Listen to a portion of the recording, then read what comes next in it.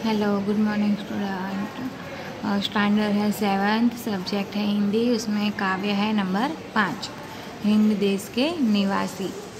Student ये जो काव्य है नंबर 5 वाली हिंद देश के निवासी, वो मैंने आपको लर्न करवा दी थी, वो पढ़ा दी थी। फिर उसके बाद जो क्वेश्चन आंसर थे ना अभ्यास के, वो करवा दिए थे। फिर शब्द के अर्थ थे, वो भी मैंने आपको बता दिए थे। अभी ये जो नेक्स्ट है स्वाध्याय के क्वेश्चन आंसर है, वो आपको करवाने हैं, ठीक है। तो उसमें क्वेश्चन नंबर 1 है, प्रश्न के उत्तर दीजिए। जो क्वेश्चन है हमें उसके आंसर देने हैं। उसमें क्वेश्चन नंबर 1 है, हिंदवासियों में कैसी विविधता है। क्वेश्चन नंबर 1 है, हिंदवासियों में कैसी विविधता है। तो उसका आंसर है, हिंदवासियों के रंग, रूप, वेश और भाषा में विविधता है।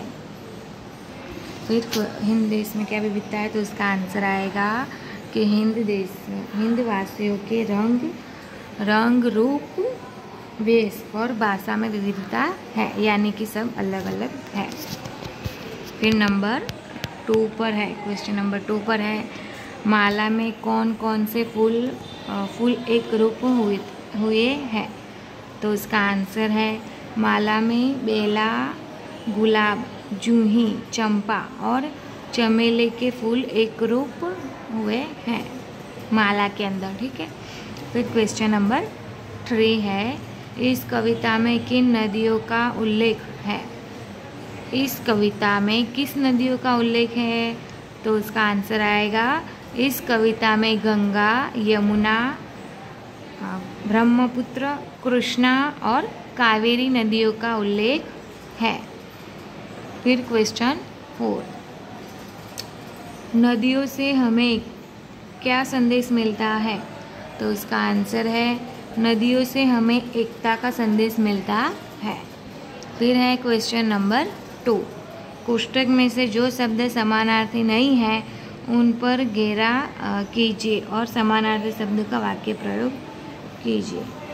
इसमें क्या है, इसमें एक देखो, इसमें क्या है, ऐसे कोष्टक है, उसके अंदर जो भी समानार्थी शब्द है ना, ओके, जो समानार्थी शब्द नहीं है ना, उस पर घेरा मतलब कि ऐसे गोल किया हुआ है। तो हमें उससे छोड़कर जो भी समानार्थी शब्द है ना, उसका हमें वाक्य बनाना है, ठीक है।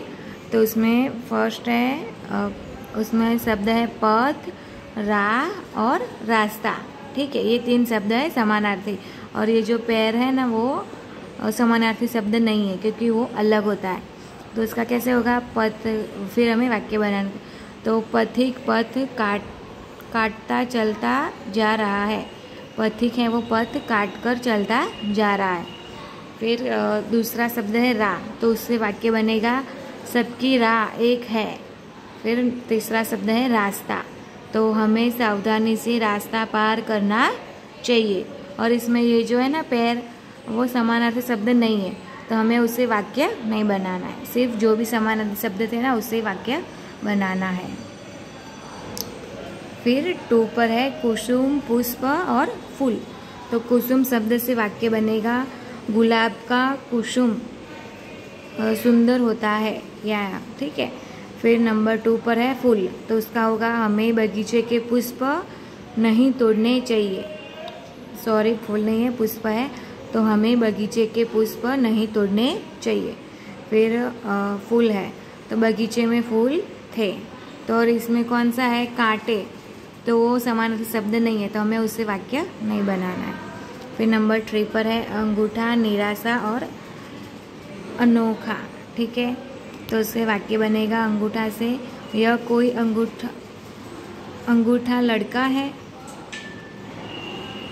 फिर नंबर नेक्स्ट है निराला, तो हमारा देश निराला है। फिर है अनोखा, तो इसका वाक्य बनेगा, यह अनोखा शहर है। फिर नंबर 4 पर है, जन, मनुष्य और मानव। तो ये जो नंबर 3 पर है ना, उसमें अंगूठा, अनोखा और निराला, ठीक है। तो उसमें है आम, तो वो तो समानार्थी शब्द नहीं है, तो हमें उसे वाक्य नहीं बनाना है। फिर नंबर 4 पर ये रहा, देखो उसमें 4 शब्द दिए हुए हैं, जन, मनुष्य, मानव और स्त्री। तो ये जो स्त्री शब्द है ना वो स्त्रीलिंग है, तो वो होगा, वो समानार्थी शब्द नहीं होगा, तो हमें उससे वाक्य नहीं बनाना है। जन, मनुष्य और मानव, तो उसका वाक्य होगा भारत के सभी जन एक है।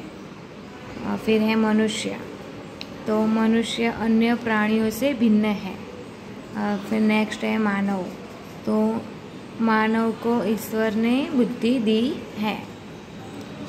तो इसमें जो स्त्री था वो समानार्थी शब्द नहीं है, तो हमें उसे वाक्य नहीं बनाना है। ठीक है स्टूडेंट, आपको समझ में आ गया।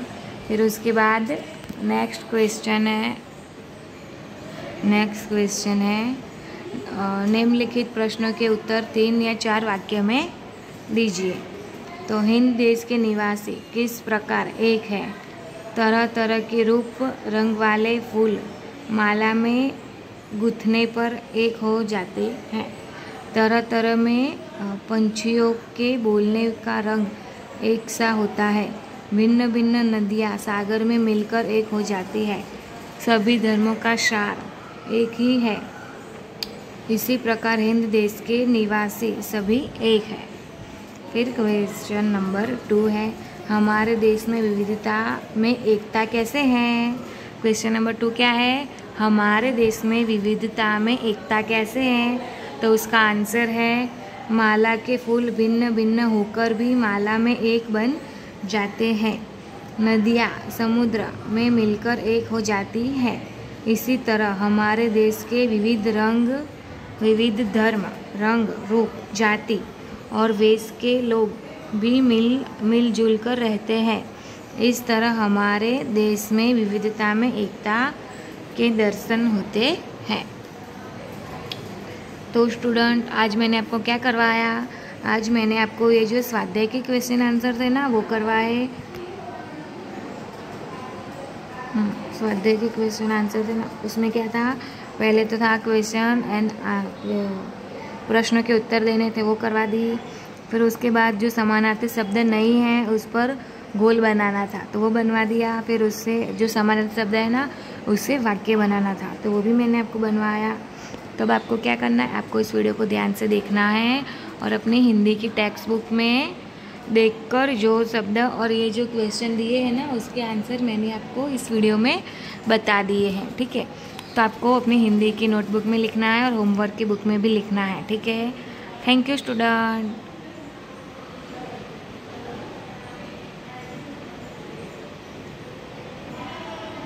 और इसका जो नेक्स्ट क्वेश्चन आंसर है ना वो मैं आपको नेक्स्ट वीडियो में करवाऊंगी। ठीक है।